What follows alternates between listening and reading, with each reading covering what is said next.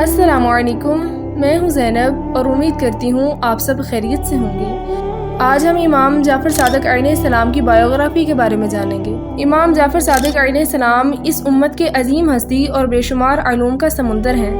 امام جعفر ہی کی تعلیمات اور علم سیف سے فکر شریعت اور معاملات کی دولت اس امت کو ملی۔ امام کا علم سے فقہ حدیث اور علم کلام تک ہی محدود نہیں تھا، بلکہ فزکس، کیمیات، طب اور بے شمار جدید علوم کی ابتدا بھی آپ سے ہی ہوئی۔ جعفر صادق علیہ السلام صرف امام عرب ہی نہیں ہے، بلکہ مغربی دنیا اور یورپی ممالک میں بھی آپ کے علم کو تسلیم کیا ہے اور آپ کی لکھی ہوئی کتابوں کو اپنی زبان میں ترجمہ کر کے جدید سائنس کی بنیاد رکھی، یا جس سائنس اور ٹیکنالوجی کی بنیاد پر خلاؤں کو تسخیر کر رہی ہے، اس کی بنیاد نبی کریم صلی اللہ علیہ وآلہ وسلم کے اسی فرزند نے دنیا کے سامنے لائی تھی۔ امام جعفر بن محمد ربیع الاول 80 ہجری میں مدینہ منورہ میں پیدا ہوئے۔ آپ کے والد محمد باقر اور دادا امام سجاد عبادت گزاروں کے امام تھے اور نبی کریم صلی اللہ علیہ وآلہ وسلم کے نواسے امام حسین کی اولاد تھے۔ 12 برس آپ نے اپنی جد امام سجاد کے زیر سایہ تربیت پائی۔ اس وقت واقع کربلا کو صرف 12 سال گزرے تھے جب امام جعفر کی پیدائش ہوئی، لہٰذا مدینہ منورہ اور خاندانی رسول میں دن رات شہادت حسین کا تذکرہ اور اس غم میں گریہ وزاری کی آوازیں سنائی دیتی تھی۔ جب آپ جوان ہوئے تو اس وقت دمشق میں اموی بادشاہ ہشام بن عبد الملک کی حکومت تھی۔ علم اور حکمت امام جعفر علیہ السلام کو وراثت میں ملی تھی۔ آپ آل محمد کے چشم و چراغ تھے۔ تمام عالم اسلام میں آپ کی علمی جلالت کا شہرہ تھا، یہاں تک کہ آپ کے شاگردوں کی تعداد 4000 تک پہنچ گئی تھی، جن میں فقہ کے علماء، تفسیر کے مترجمین اور ناظرین اور قاضی بھی شامل تھے۔ آپ کے دربار میں یہود و نصارہ بھی آیا کرتے تھے، دہریہ اور قدریہ بھی آتے تھے اور آ کر سوالات پیش کیا کرتے اور امام ان سے مناظرہ کیا کرتے۔ سوال یہ اٹھتا ہے کہ امام جعفر کو اتنے سارے علوم میں دسترس کیسے حاصل تھی؟ دراصل مورخین کا ماننا ہے کہ امام نے کسی مدرسہ میں تعلیم حاصل نہیں کی اور نہ ہی کسی استاد سے علم سیکھا، بلکہ آپ کا علم نسل در نسل سینے سے منتقل ہوتا رہا، جس سے ثابت ہوتا ہے کہ امام نے جس علم کی روشنی دنیا کے سامنے بکھیری وہ دراصل محمدی علم تھا۔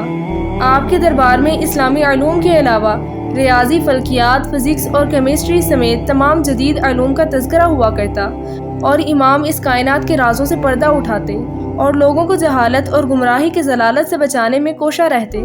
امام ابن حجر لکھتے ہیں کہ لوگوں نے امام جعفر سے بہت سے علوم سیکھے ہیں۔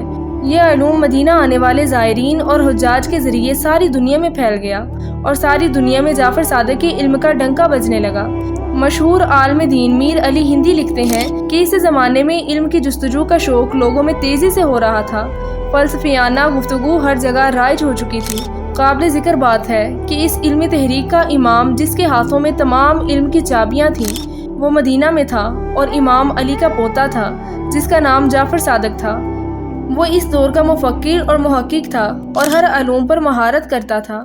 اہل سنت کے 2 بڑے امام ابو حنیفہ اور امام مالک نے کئی سال امام جعفر کی خدمت میں گزارے اور آپ سے علم حاصل کیا، جس سے فقہ کی 2 بڑی مکتب کی بنیاد بنی۔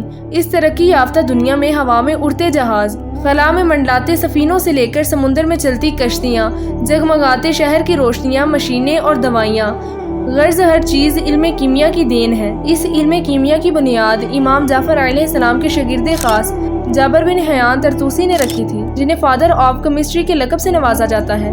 جابر بن حیان نے قریب 500 کتابیں صرف علم کیمیا پر لکھی، جنہیں آج بھی یورپ کی یونیورسٹیوں میں پڑھایا جاتا ہے۔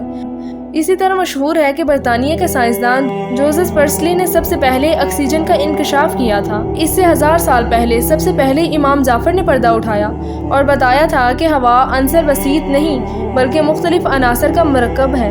بعض اجزاء ہر زندہ موجود کے سانس لینے میں مدد کرتی ہے۔ اسی طرح قاصر نور یعنی ریفلیکشن آف لائٹ کے متعلق بھی سب سے پہلے امام جعفر نے فلسفہ پیش کیا تھا۔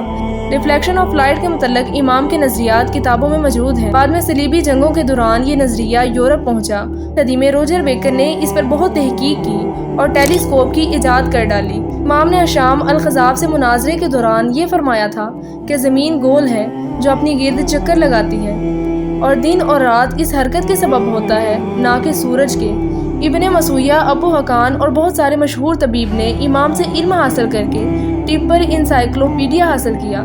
شوال 118 ہجری کو منصور عباسی خلیفہ کے دور میں جب مملکیت ہر طرف ظلم و بربریت مچا رہی تھی اور کلمہ حق کہنا مشکل ہو گیا تھا، اس فتنے کے دور میں امام جعفر نے باطل کے آگے سر جھکانے سے انکار کر دیا، جس کے نتیجے میں آپ کو شہید کر دیا گیا۔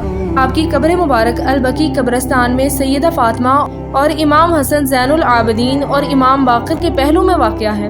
اسٹراسبرگ یونیورسٹی میں 25 مغربی محققین نے امام جعفر علیہ السلام کی علمی و سائنسی خدمات پر ایک مکالمہ مرتب کیا جو سپرمین ان اسلام کے عنوان کے تحت شائع ہوا۔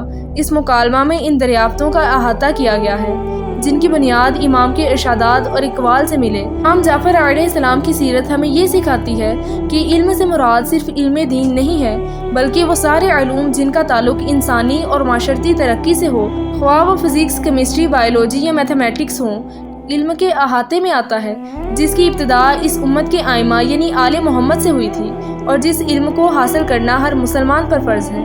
امید کرتی ہوں امام جعفر صادق علیہ السلام کی یہ بائیوگرافی آپ سب کو بہت پسند آئی ہوگی۔ اگر آپ اسی طرح کی اسلامک سٹوری سننا پسند کرتے ہیں تو ہمارے چینل کو سبسکرائب کر لیں۔ جزاک اللہ۔